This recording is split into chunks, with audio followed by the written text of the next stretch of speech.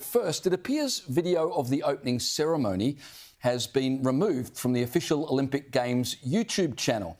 Now, of course, the opening ceremony caused huge controversy after it was used to mock Christianity, promote gender fluidity and platform public nudity. And now, while full videos of other opening ceremonies from previous Olympic Games are freely available, well, the Paris ceremony is not. Just 24 hours after appearing on the site, it's suddenly vanished. The IOC say there's no big conspiracy, they just don't have the digital rights to display the footage, but that fails to explain why it was uploaded in the first place before being taken down. Caleb and Liz, if you ask me, I would actually prefer that they did remove it, because that would at least show some contrition and maybe even some embarrassment. The queer artistic director of the opening ceremony, who was responsible for the fiasco, he said, "I didn't mean to offend anybody. We were just promoting diversity." That old chestnut that if you say it was to promote diversity, well, then what you saw was not some pornographic, satanic sort of display of hedonism. It was diversity. And then we're all supposed to say, oh, diversity is our strength. What do you think, Liz? Do you think this is an issue of digital rights, or do you think the organisers have said, you know what, this has turned really bad really fast, let's just quietly hide the evidence? Yeah, well, it went viral for all the wrong reasons, and the backlash has been so profound.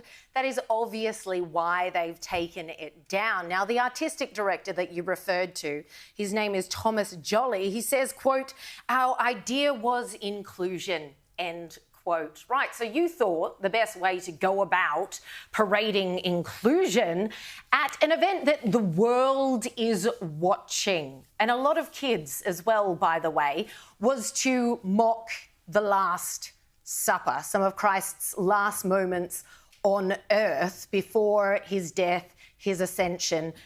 It boggles the mind. We all know that they went out of their way to do this. I mean, there's any number of things that you could have instead done for the opening ceremony, and yet this was frontline and centre. And the sad part of it is, besides what you've just said, this being an outright display of degeneracy, like, let's normalise this. I don't think anyone wants that normalised. That's all anyone's been talking about.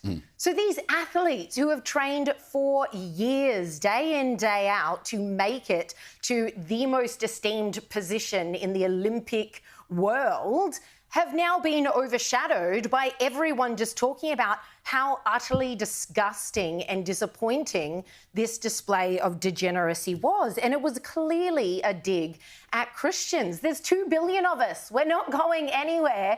You can preach DEI to us until you're blue in the face. We are not going to change what we believe. And this just seemed to absolutely, thankfully, tank worldwide. Nobody appreciated this.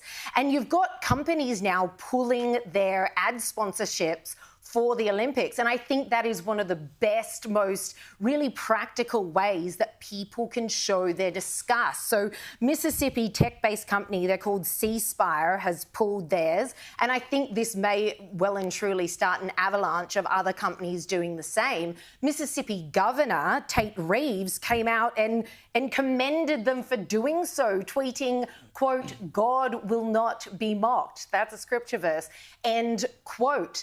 And so I think that this is wonderful. The backlash that we have seen just goes to show people are not okay with these kind of flagrant displays of what can only be described as utter degeneracy.